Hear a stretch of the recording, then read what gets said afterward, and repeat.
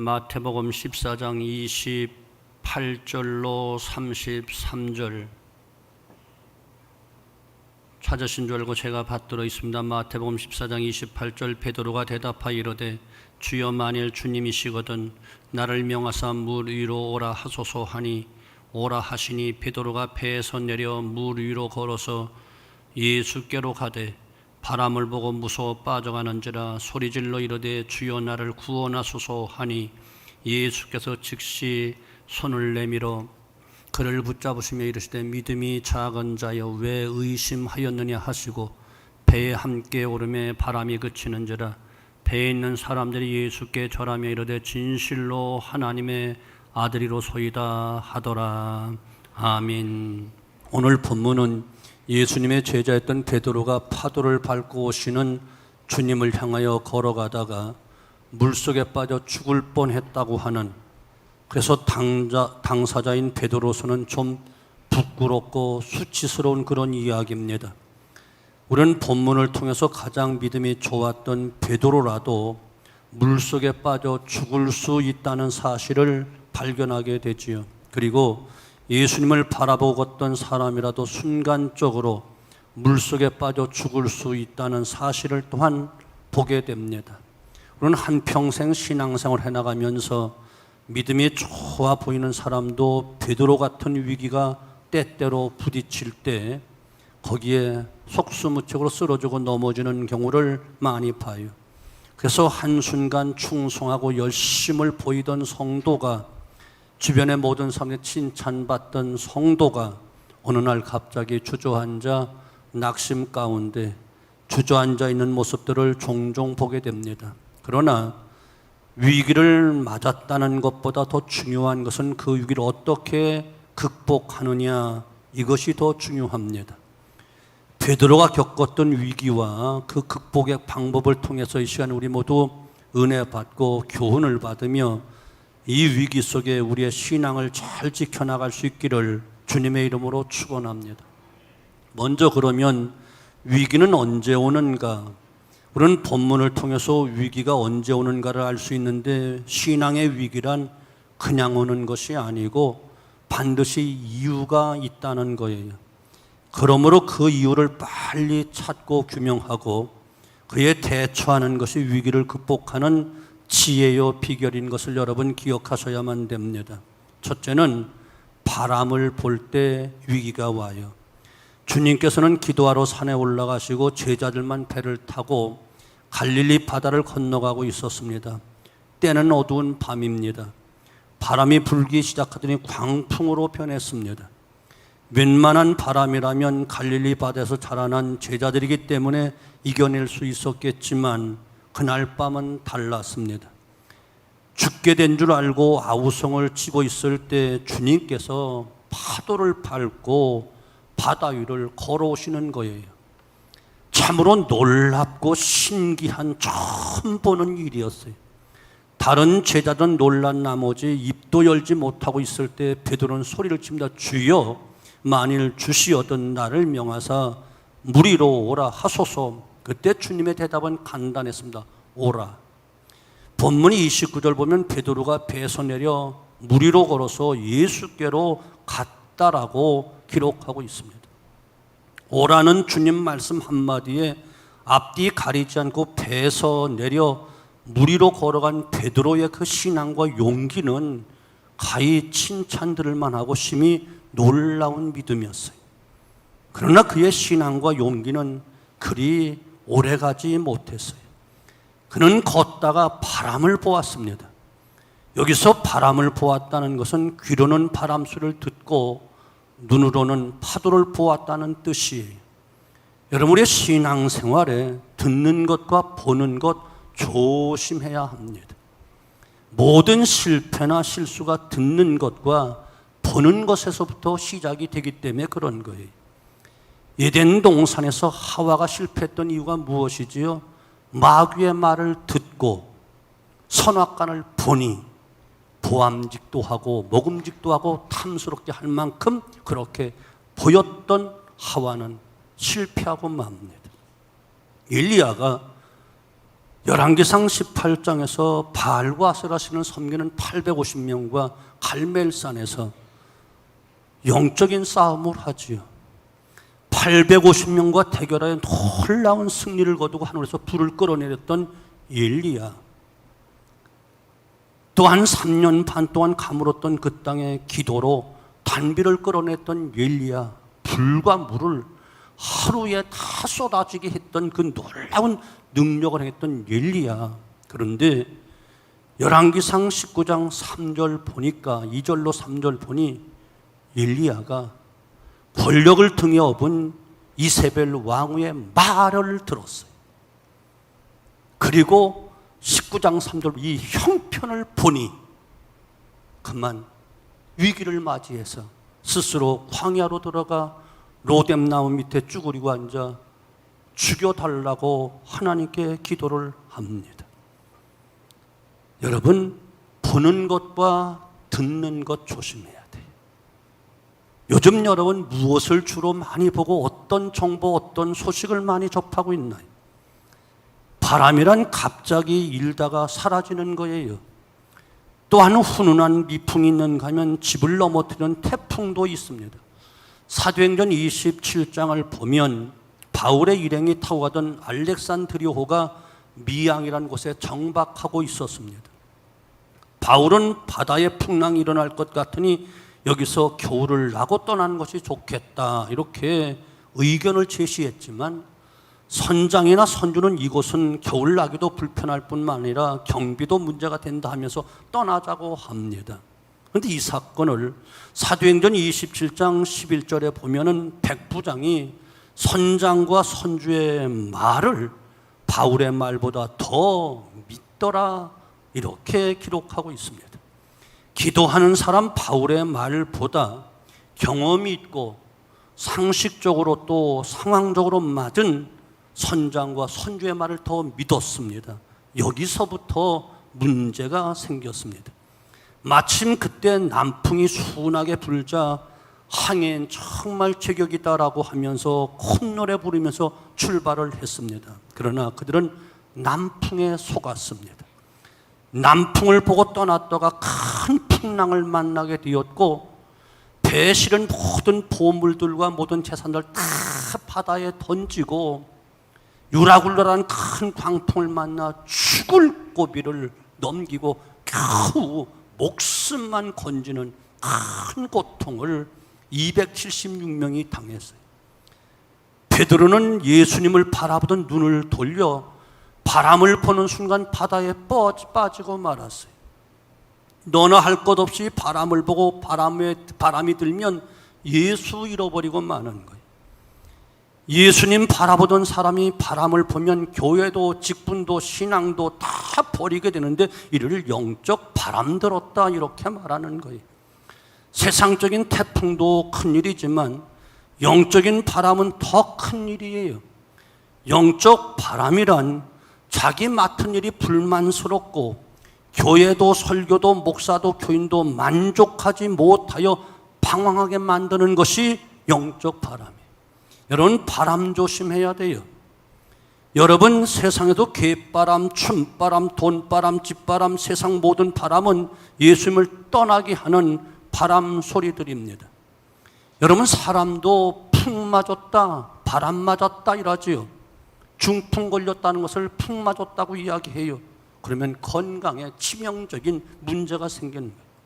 심지어 무도 바람이 들면 먹지 못하는, 버리는 무가 돼버리고 마는 거예요. 예수 바라보다가 한눈 팔면 세상 바람이 나를 휘어감는다는 사실을 기억하셔야 돼요. 예수님 말씀 듣다가 세상 여론, 세상 정보에 귀를 기울이면 여지없이 신앙 버리고 세상으로 빠져들게 되는 거예요. 요즘 여러분 듣는 소식이 무슨 소식인가요? 이와 같은 어려운 때에, 불경기 때에, 이와 같이 전염병이 나돌 때 여러분, 믿는 자는 어떻게 말씀에 더 귀를 기울이고 말씀을 들어야지, 세상 여론, 세상 정보 들면 신앙에 영적인 바람이 들어옵니다. 그러면 사정없이 무너지고 마는 거예요. 두 번째는 무서워할 때 위기가 왔어요. 본문 30절 보면 무서워 빠져가는지라 이렇게 기록하는데, 주경학자 벵겔이라는 분은 그런 비롯 어부였고 수영도 잘했지만 공포에 질려 물속에 빠져갔다 이렇게 추석을 했어요. 물론 캄캄한 밤 강풍과 함께 성난 파도가 휘몰아치는 그 바람 소리가 요란하게 들려오는데, 그런 상황에서 두렵지 않은 사람이 어디 있었겠어요. 그러나 베드로는 오라는 주님의 말씀을 믿고 예수님만 바라보며 물을 걸어갔어요. 여전히 파도는 계속 일고 있고 바람소리 계속 똑같이 들려왔지만 주님이 오라는 그 말씀이 크게 들려졌을 때는 조금도 두려워하지 않고 바람도 파도도 이기면서 바다 위를 당당하게 걸어갔어요. 그러나 바람 소리를 듣고 파도를 보는 순간 그만 육적인 생각이 찾아 들어옵니다. 그는 자신의 행위를 순간적으로 생각하게 되었어요. 그리고 얻은 결론은 내가 터무니없는 엉뚱한 짓을 하고 있다는 것이 바로 그의 생각이었어요. 다시 말하면 내가 죽기로 작정했나? 내가 제정신이 아니지? 미치지 않고서 어떻게 내가 물 위를 지금 파도 위를 걷고 있단 말인가? 이런 육적인 생각이 들어왔어요. 합리적인 생각이고 현실적인 생각이에요. 그리고 자기 상황을 분석하기에 바빴어요. 그러나 그것 때문에 죽게 되었다는 거예요. 우리의 신앙은 육적인 생각 때문에 무너지는 거예요. 그래서 사도 바울은 로마서 8장 6절에 육신의 생각은 사망이요 영의 생각은 생명과 평안이다 이렇게 말씀하고 있습니다. 여러분, 인간은 자신들의 두뇌를 최대한으로 회전시켜서 핵무기를 만들어냈어요. 그런데 지금은 핵무기의 공포 때문에 밤잠을 이루지 못하는 그런 시대가 되어버리고 말았어요. 러시아에는 약 6,300개의 핵탄두가 있습니다. 미국에는 5,500개 정도 핵탄두가 있고 중국에는 500개 정도가 있고 기타 몇 나라는 몇십 개 정도 있습니다. 얼마 전 미국과 러시아가 더 이상 우리 위험한 핵탄두 만들지 말자 합의하자라고 회의를 모집했는데 중국이 반대했어요. 너희 나라는 몇천 개씩 되고 우리는 500개 정도밖에 안 되니까 이게 경쟁이 안 된다. 우리는 더 만들어야 되겠다. 그래서 거부해버리고 말았어요. 여러분, 인간이 안전하겠다고 평안하겠다고 자신들 보호했다고 연구하고 노력해서 만든 핵무기가 이제는 온 세계 공포덩어리가 돼버리고 말았어요. 언젠가 이국 잡지에 실린 과학공틀을 보니 어느 과학자가 최첨단 기술을 동원해서 로봇을 하나 만들었어요. 그 로봇은 사람이 하는 모든 일을 다 해주었습니다. 음식도 만들어주고 세탁도 해주고 청소도 해주고 자료 정리도 해주고 거기에 비서 역할까지 다 해주고 드디어 경호원 역할까지 다 해주었어요.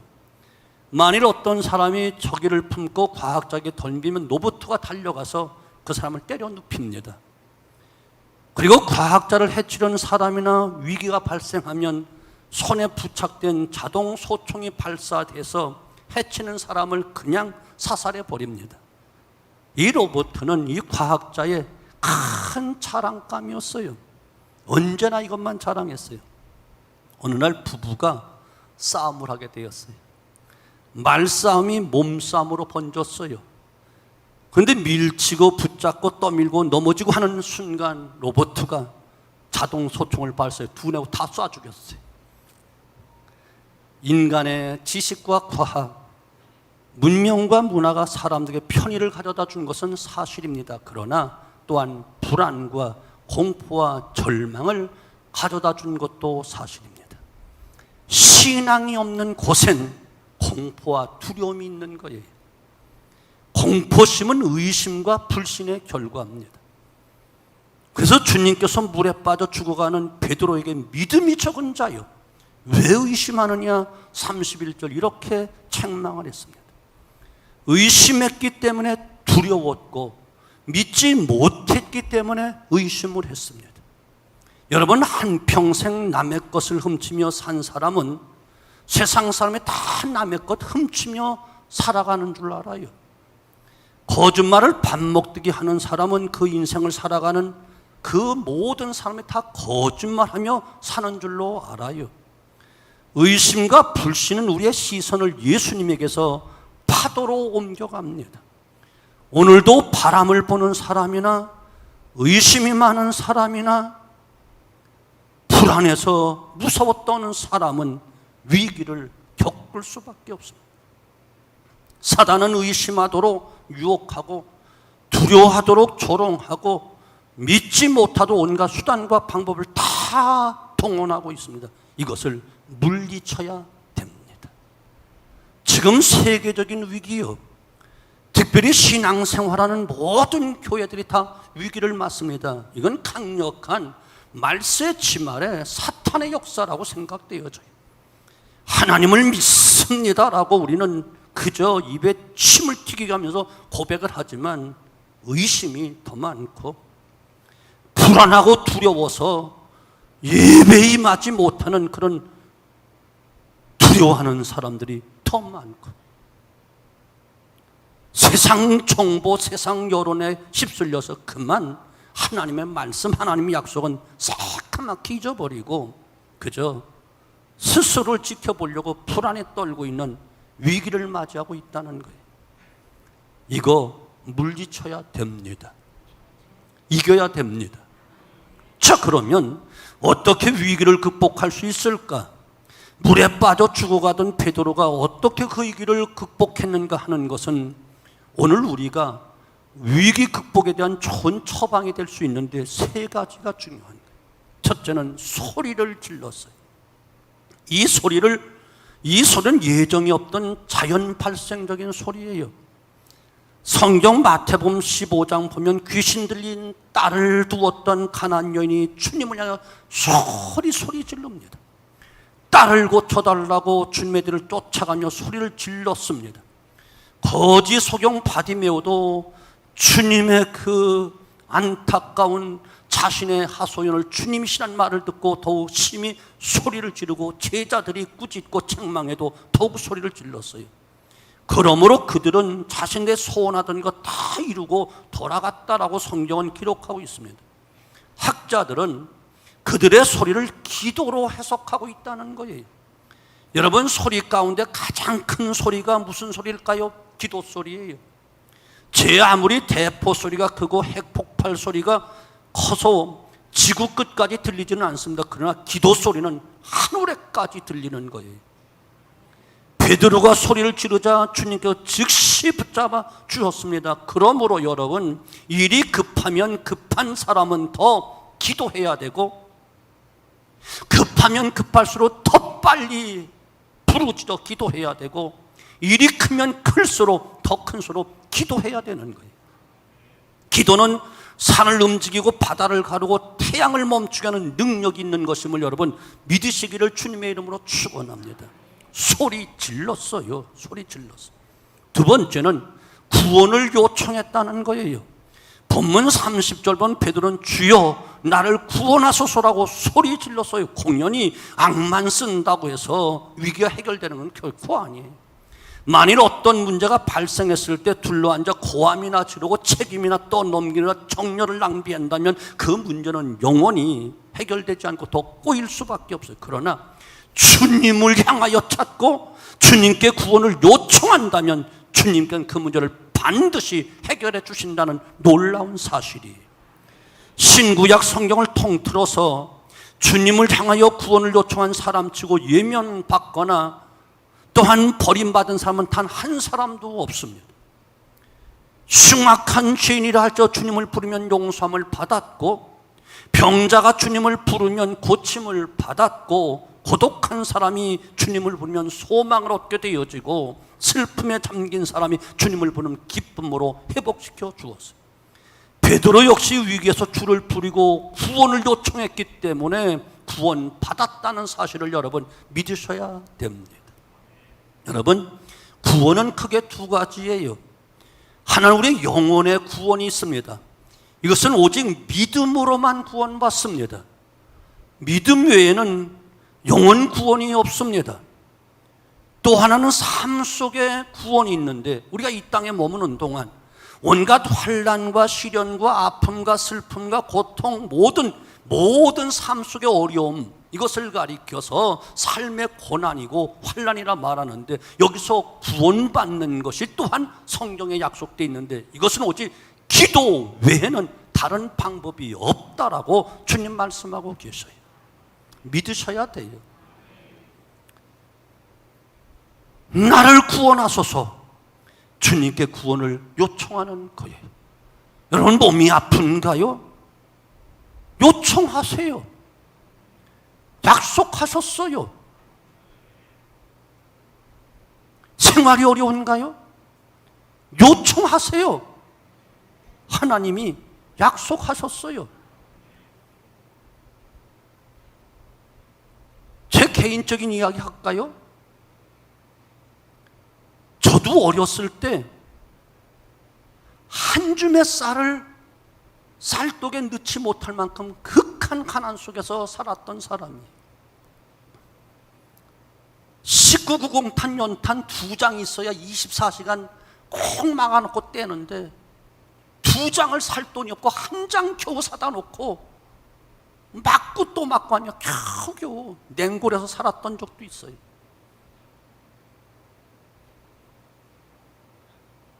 목회를 한 이유도 여러분이 다 기도해 주셨고, 여러분 기도해서 제가 난 거 알잖아요. 목 디스크가 와서 지금 당장 수술하지 아니하면 왼쪽 마비가 온다, 전신마비 온다. 유명하다는 서울 강남의 21세기 병원, 디스크 수술 3만 명 했다는 명모순 박사가 이야기했어요. 서울대학병원에서 내 목에 혹이 2개가 있어서 수술하지 아니하면 목 더 이상 쓰지 못한다고 했어요. 그 외에도 머리끝부터 발끝까지 세상으로 말하면 중병이라는 병원 다 왔다 갔어요. 그런데 지금도 살아있고 지금도 목회하고 있습니다. 목 디스크 수술했다면 몇 달 동안 이거 못하겠죠. 목에 또 혹이 난 거 수술했다면 또 설교도 못했겠죠. 그러나 지금도 설교 잘하고 있고요.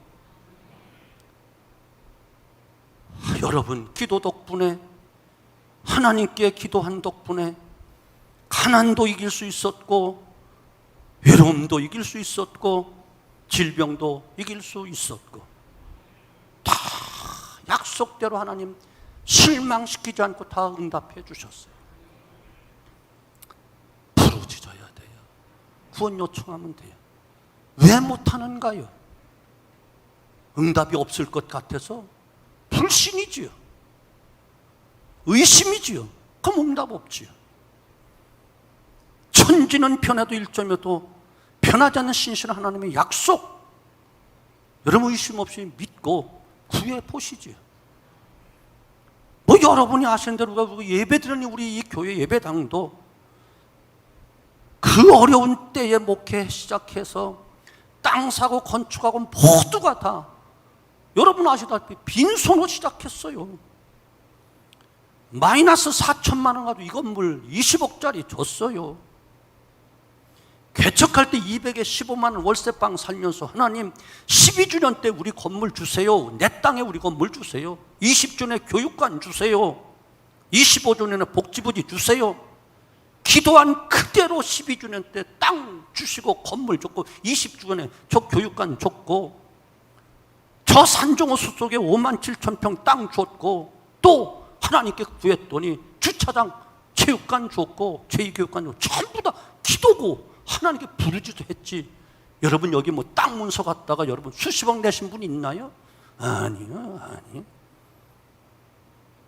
우리의 잔머리 굴리고 계산하면요 도저히 상상이 안 되고 계산이 안 되는 일이에요. 하나님만이 하실 수 있는 것이. 아멘이 안 나와요? 아든 하나 하든 상관없어요.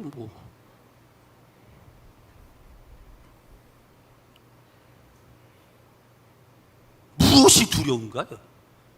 코로나가 무서워서?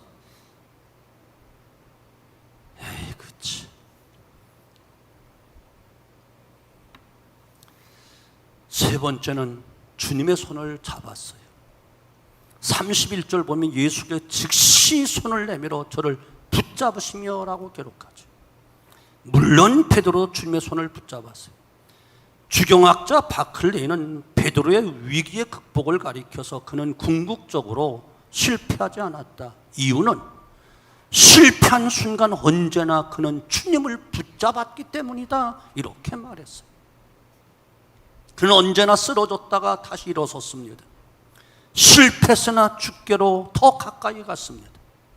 어린 계집아이 앞에 속수무책으로 주님을 부인하고 저주까지 하며 쓰러지고 넘어졌으나 곧바로 통곡하며 주님을 붙잡았고, 바닷속에 빠져들어갔지만 즉시로 주님께 소리질러 구원을 요청하며 주님의 손을 붙잡았습니다.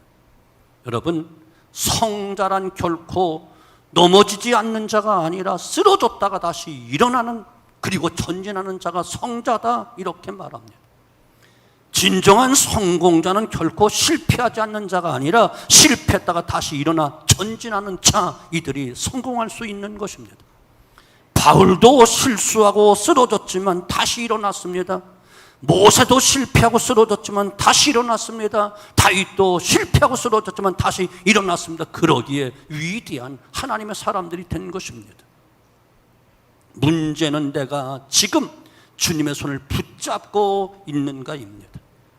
주님의 손을 붙잡고 있다면 실패, 좌절, 절망, 불행, 슬픔 아무것도 문제될 것 없습니다. 다시 말해서 주님의 손을 붙잡는 자는 영원히 실패가 없기 때문에 그렇습니다. 옛날 시골에서 우리 어렸을 때 우리 어머니 세대 분들은 머리에 물동이를 이고 저 동구 밖에 공동우물에서 물을 길러 머리로 이어다가 물을 먹였어요.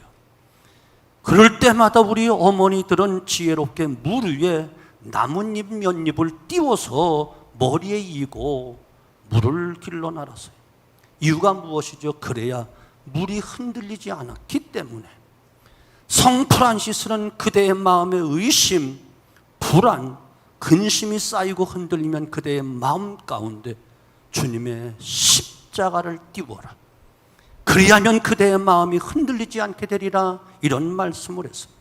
사랑하는 성도 여러분, 마음이 흔들리시는가요? 마음에 의심이 들어오나요? 염려가 들어오고 불안이 들어오는가요?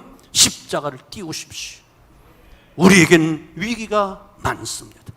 건강에도 위기가 있고, 가정의 위기도 있고, 경제적인 위기도 있고, 사회적인 위기, 정치적인 위기, 신앙의 큰 위기 등등 그 수를 셀 수 없이 파도처럼 매일같이 몰려옵니다.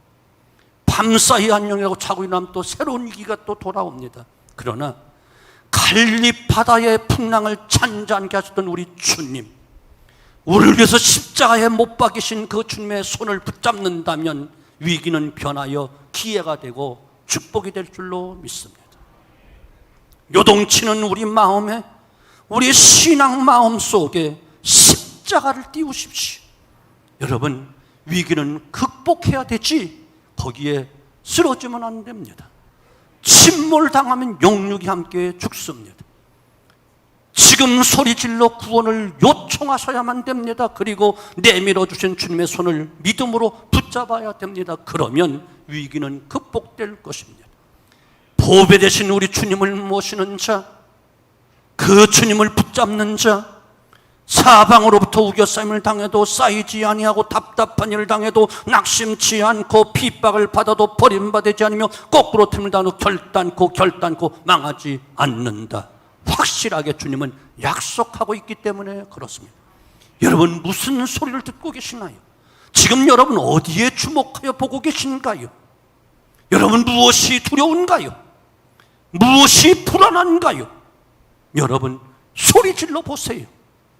우리끼리 싸우는 잡담 소리가 아니라 주님을 향하여 외쳐보시지요. 그리고 구원을 요청하소서. 주여 나를 구원하소서. 위기를 이기게 하옵소서. 그리고 주님의 손을 붙잡으시면 예면하지 아니하시고 실타마다 하지 아니하시고 만유보다 크신 하나님의 손길이 우리를 붙잡아 주실 줄로 의심 없이 믿습니다.